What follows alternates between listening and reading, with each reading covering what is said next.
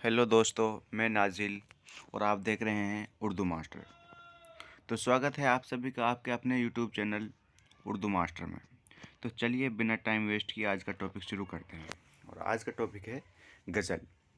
तो आज हम बताएंगे कि गज़ल की तारीफ़ क्या है, गज़ल किसे कहते हैं, गज़ल किस ज़बान का लफ्ज़ है, गज़ल का फ़न क्या है, इर्तिका क्या है, और गज़ल के मशहूर शायरों के नाम बताएंगे। तो गज़ल के बारे में हम आपको पूरी जानकारी देंगे।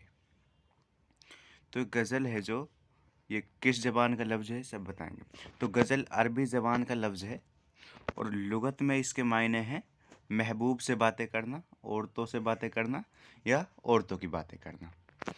जो लुगत होता है इसको कहते हैं डिक्शनरी मायने, यानी कि शब्दकोशिक मायने। तो अरब शोरा अरब शोरा जब अपनी माशूकाओं का सरापा खींचते या उनके हुस्न व जमाल की तारीफ़ करते या उनकी मोहब्बत और दिली जज्बात का इजहार करते तो इस अमल को तागज़ल और ऐसे अशार को गज़ल कहते थे। इस अशार को गज़ल कहते थे। तो अरबी में गज़ल इश्किया अशार को कहते हैं। इश्किया गज़ल अरबी में गज़ल इश्किया अशार को कहते हैं। अरबी गज़ल में मतलबी होता था और गज़ल की हियत के मुताबिक दूसरे अशार के तमाम मिसरे काफ़िए होते थे। दूसरे मिसरे हम काफ़िया होते थे। गज़ल का हर शेर मुस्तकिल मज़मून का हामिल नहीं होता था। पहले गज़ल में सिर्फ़ इश्किया बातें बयान की जाती थी। पहले गज़ल में सिर्फ़ इश्किया बातें बयान की जाती थी, लेकिन आहिस्ता आहिस्ता और तरह के मज़ामीन भी नज़म किए जाने लगे। जैसे फ़लसफ़ियाना, आशिकाना, ज़ाहिदाना, हर तरह के मज़ामीन नज़म किए जा सकते हैं। आज ये कहा जा सकता है कि गज़ल में हर तरह के मज़ामीन बयान किए जा सकते हैं।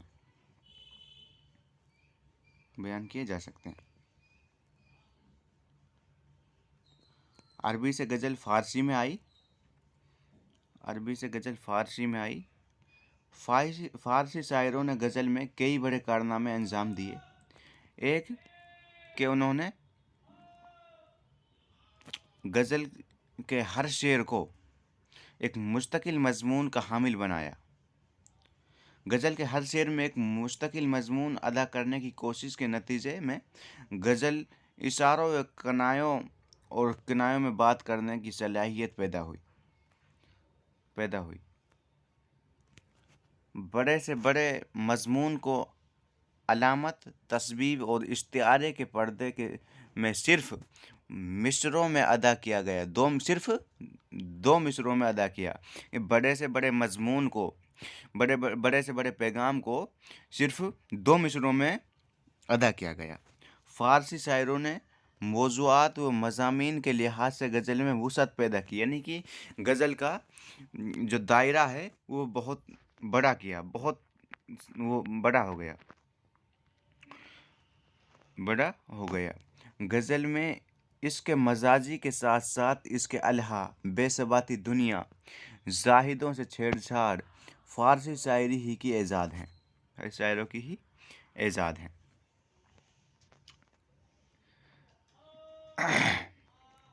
गज़ल में रदीफ़ फ़ारसी शायरी की ही देन है। अरबी शायरी में काफ़िया होता है, रदीफ़ नहीं होता। अरबी शायरी में काफ़िया होता है, रदीफ़ नहीं होता। उर्दू में गज़ल फ़ारसी ज़बान से आई, फ़ारसी अदब से आई। अब यह उर्दू की सबसे मकबूल सिन्फ़ सुख़न है। फ़ारसी की तरह उर्दू गज़ल में भी मज़ामीन व मौज़ूआत की कोई कैद नहीं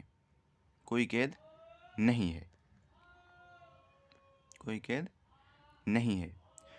फ़लसफ़ियाना,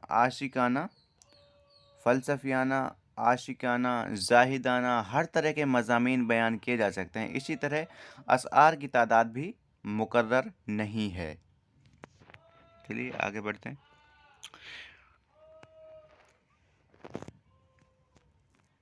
आमतौर पर 5 से आमतौर पर 5 से 19 अशआर तक की गज़लें होती हैं, 5 से 19 अशआर तक की गज़लें होती हैं, लेकिन कई गज़लों में 19 से ज़्यादा अशआर भी मिलते हैं। कभी कभी एक ही बहर और लतीफ़ काफ़िया में शायर एक से ज़्यादा गज़ल कह देता है, इसको दो गज़ल कहा जाता है, इसको दो गज़ल कहा जाता है। गज़ल दुनिया की तमाम शायरी में लासानी और सबसे ज़्यादा लचकदार सिनफ़ सुकन है, सबसे ज़्यादा लचकदार सिनफ़ सुकन है।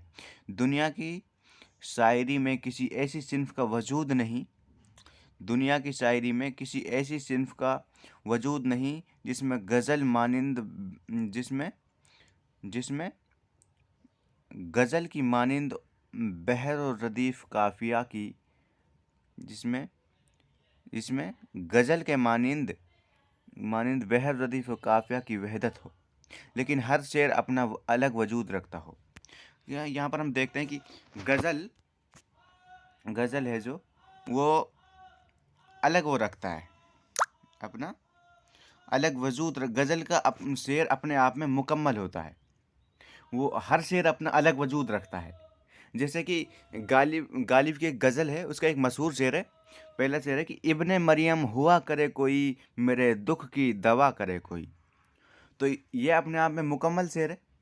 तो इसी का जो इस गज़ल का जो दूसरा शेर है वो है, बक रहा हूँ जुनूं में क्या क्या कुछ, बक रहा हूँ जुनूं में क्या क्या कुछ, कुछ न समझे खुदा करे कोई। अब देखिए गज़ल में ये अपने आप में मुकम्मल शेर है, अलग अलग शेर हैं। तो यही है गज़ल में हर शेर अपने आप में मुकम्मल होता है। चलिए 11वीं सदी के आते आते ये गज़ल एक मशहूर और मजबूत सिनफ़ सुखन बन गई। फ़ारसी के ज़रिए ये कई ज़बानों तक पहुँची, फ़ारसी के ज़रिए कई ज़बानों तक पहुँची, जिनमें तुर्की और उर्दू सबसे ज़्यादा अहम है, तुर्की और उर्दू सबसे ज़्यादा अहम है। 19वीं सदी के बाद जर्मन शायरों ने भी इसे कबूल किया। आजकल हिंदुस्तान की कई ज़बानों में गज़ल लिखी जा रही है। गज़ल का पहला शेर मतला कहलाता है, गज़ल का पहला शेर मतला कहलाता है, मतला। इसके दोनों मिसरे हम काफ़िया होते हैं, मतले के बाद भी मतला हो सकता है। इस तरह के मतले को हुस्न मतला या जेब मतला कहते हैं। इसके बाद के मतले को मतलाए सानी और इसके बाद भी मतला हो तो इस मतले को मतलाए सालिस कहते हैं। जिस तरह गज़ल के अशआर की तादाद मुकर्रर नहीं है, इसी तरह मतलों की तादाद भी मुकर्रर नहीं है। चलिए आगे देखते हैं।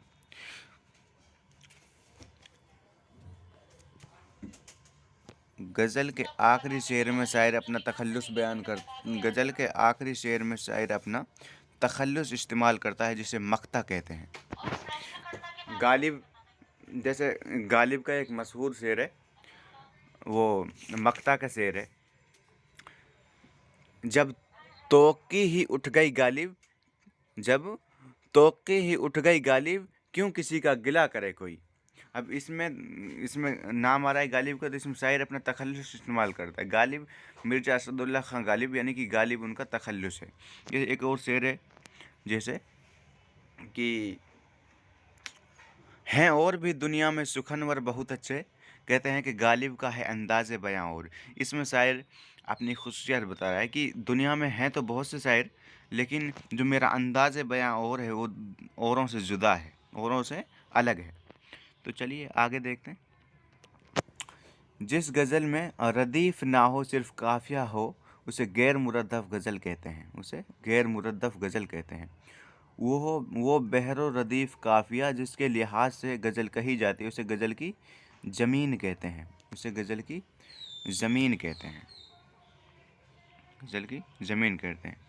अब है उर्दू में बहुत से मशहूर शोरा हुए हैं, उनमें मीर तकी मीर, गालिब, अल्ताफ़ हुसैन हाली, ख्वाजा मीर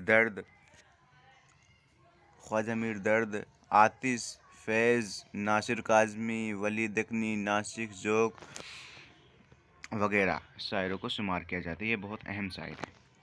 तो दोस्तों, उम्मीद करता हूँ कि आपको हमारी वीडियो पसंद आई होगी। तो चलिए मिलते हैं न्यू टॉपिक के साथ न्यू वीडियो में। Thank you so much.